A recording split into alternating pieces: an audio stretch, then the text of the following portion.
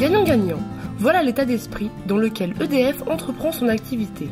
Bien sûr, les ouvrages sont là pour produire de l'électricité, mais leur présence doit aussi être un atout pour les territoires. C'est pourquoi EDF est partenaire de nombreux événements qui dynamisent et valorisent la Maurienne, comme l'EDF Semi-Tour, le Trail de la Croix des Têtes, le Marathon international de Bessin.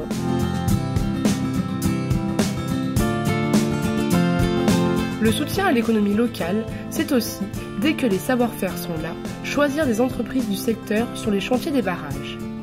En 2015, l'examen technique complet du barrage de Bissorte a ainsi eu de fortes retombées économiques pour les entreprises de la Maurienne et de la Savoie. Donc cette opération-là, si on parle de la région, ces 2,5 millions d'euros sont dépensés dans la région. Si on parle plus vallée, je sais que les gens chérissent leur vallée, on a à peu près 1,5 million d'euros de retombées sur la vallée, 1 million de contrats directs, 500 000 euros de contrats de sous-traitance sur le marché principal qui est le marché des joints. Globalement, 1,5 million d'euros de retombées économiques sur la vallée en direct. En 2016, c'est au tour du barrage du Montcenis de bénéficier d'un examen technique complet. Je crois qu'encore une fois, on est sur un projet qui est gagnant-gagnant, hein, gagnant pour notre territoire, gagnant pour EDF. On est très content que EDF, à l'occasion de cette vidange, ait souhaité associer le territoire et n'ait pas vu ça comme un simple acte technique. EDF a souhaité faire de ce chantier hydraulique rare un événement exceptionnel pour tout le territoire en soutenant de nombreuses manifestations. Donc au-delà de la vidange qui va être un événement vraiment exceptionnel pour nous et très important dans la vie de l'aménagement du Montcenis, donc on a fait un groupe de travail avec les élus, avec les associations, les institutions locales et même les commerçants de Lens-le-Bourg.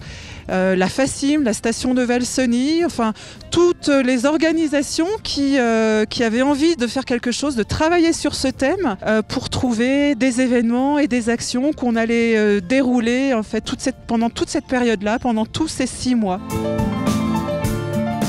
Ce partenariat a permis à plusieurs acteurs d'intervenir, les commerçants, la société de remontée mécanique, la FACIM, l'Office du tourisme, et chacun a pris sa part dans cet événement qu'est la vidange, qui est quand même rare.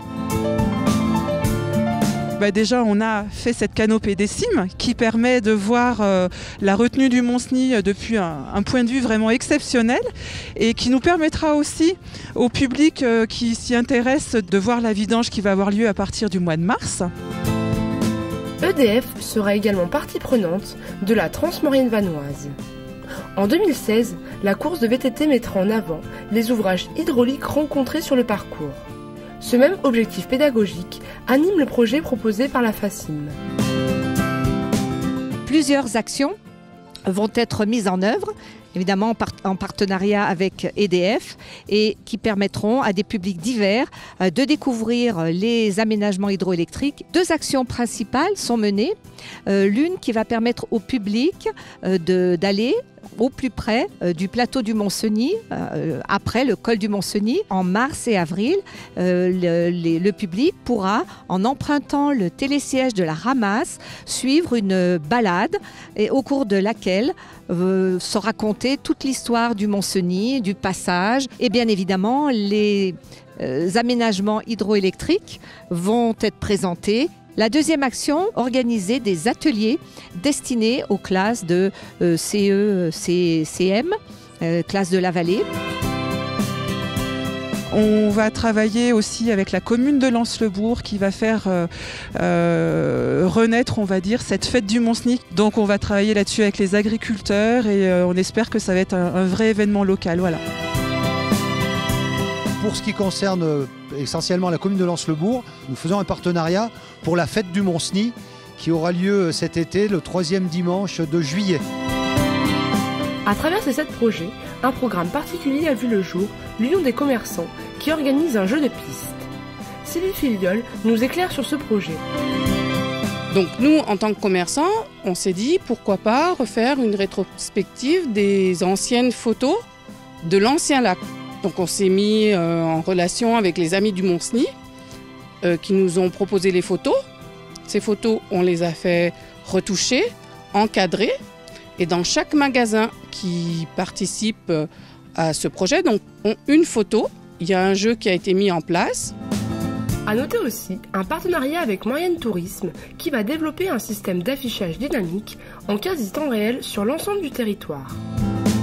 Pour finir, EDF est porteur d'une exposition itinérante qui sillonnera les villages de Haute-Maurienne pour informer sur l'hydroélectricité et la vidange du Mont-Cenis.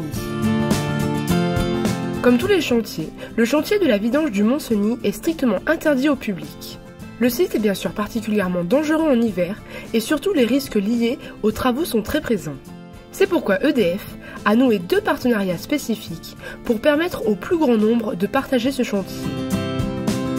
La station de Valseny a réalisé avec le soutien d'EDF la canopée des cimes qui permet d'avoir un point de vue magnifique sur le barrage.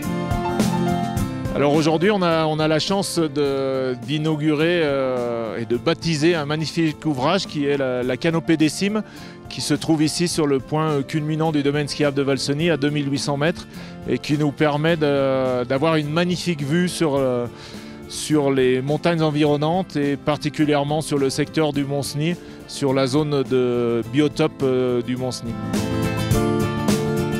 Moyenne TV fait aussi partie de l'aventure, puisqu'une convention a été signée pour assurer des reportages en images des principales étapes de la vidange du Mont-Cenis. Il y a toutes sortes d'événements que l'on fait qui sont portés pas par les mêmes à chaque fois. On a des porteurs de projets et on se réunit régulièrement pour faire des points d'étape et voir comment on avance tous ensemble.